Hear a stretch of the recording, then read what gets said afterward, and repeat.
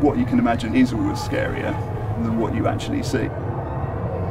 When I'm on my own in an unfamiliar place, I'm listening to see what there is around me. It's an instinctive thing that we all have. Your first line of defense when it comes to fight or fright is sound.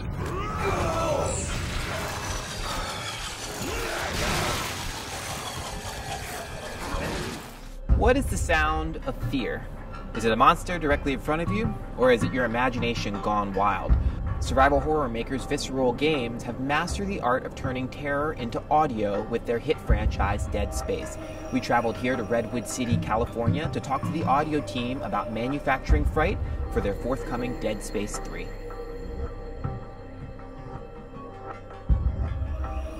Dead Space follows an engineer named Isaac Clarke as he battles human corpses infected by a parasite known as necromorphs. The classic vibe of Dead Space is you're walking through these corridors with not much going on, you know, from room to room, and you know at some stage that something, somewhen, is going to jump out. The sound of fear, to me, is all about building the tension before that moment happens. I believe that the Foley sounds, if they're right, you know, just the mundane sounds the characters make when they're moving around, it connects them with the world and it helps you to empathise with the world and believe the world. But I think this all goes back to creating a reality for the horror to exist in.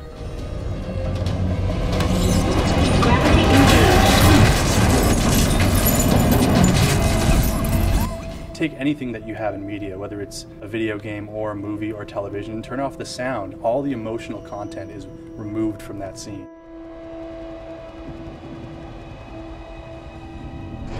The audio is the component that will add to the immersion, or that really lets players believe that they're in a place, that allows them to get lost in what they're doing.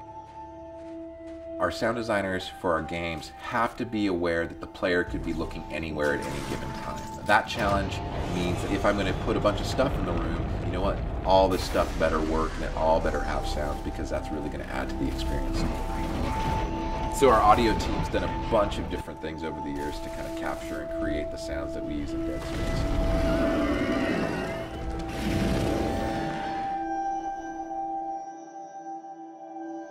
As long as it comes out and it sounds believable and it sounds unique, then I don't really care where it comes from. A melon's a nice thing because it's got a kind of bony outer shell and a very squishy, watery inner. So if you hit it hard enough, you get the kind of crack of the shell and then you get the splurt of the liquid inside. And that probably has more of a sense of smashing a skull and mushing the brains inside than actually doing it for real.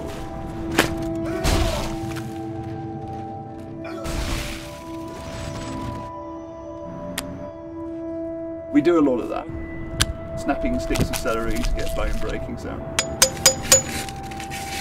Ready when you are, nice and hard. We wouldn't normally choose to record this kind of thing outside. The studio that we would normally record this is unavailable. It's been booked out by The Sims. On this game, for the necromorph stuff in particular, we've done a lot of voice recording. I started with a pretty heavily manipulated sample of one of my coworkers screaming down in our recording room. Bit by bit, I will start adding in plugins and audio processes and other samples, animal noises, little growls. It's the little stuff, right?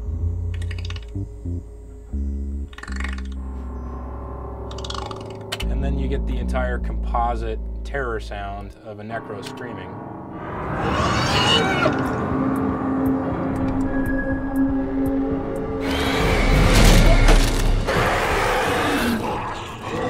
There's been a few things I've heard out in the world that unintentionally have made it into the game. One of them was my little niece. She had this scream that was completely singular, and I had to have it, and it's in one of the creatures. Pretty otherworldly. Fear's kind of tough in an interactive environment. One of the advantages that a horror movie has is you're controlling the timeline, whereas we have Isaac running around completely under the player's control. What obviously a lot of our game is scripted. We know exactly what we're going to do, but for parts of the game which are interactive, we have the fear system. The fear system is important because it tells the audio what to do to make the player afraid.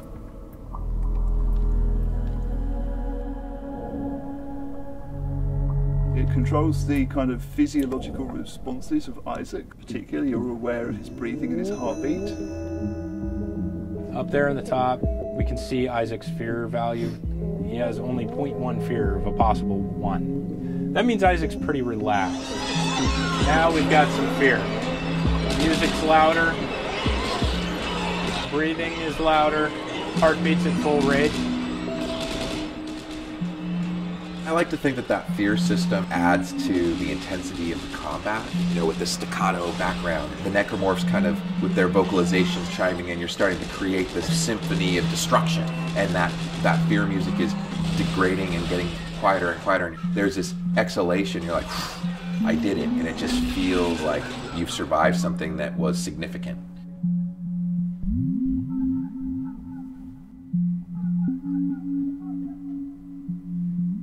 In the past, audio wasn't at the same fidelity level. It wasn't as complex and it wasn't as capable. I think now people are starting to think of it as a real important component.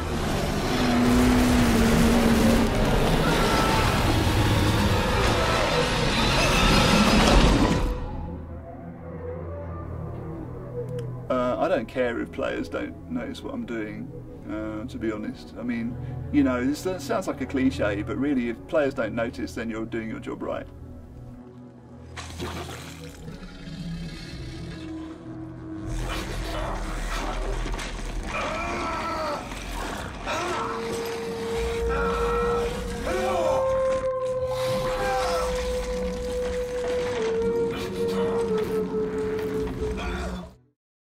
今回の映像いかがでしたか？次回はこちら。自称46歳と語るこの男、見た目にもわかる若々しさ。そこには何やら秘訣があるみたい。ガラガラヘビ、ハブ、コブラ、次々に登場する超デンジャラスなヘビたち。その牙から毒を抜き取って撃っちゃってます。全くもって意味不明な男の行動、一体どういうことなんでしょう。近日公開、お楽しみに。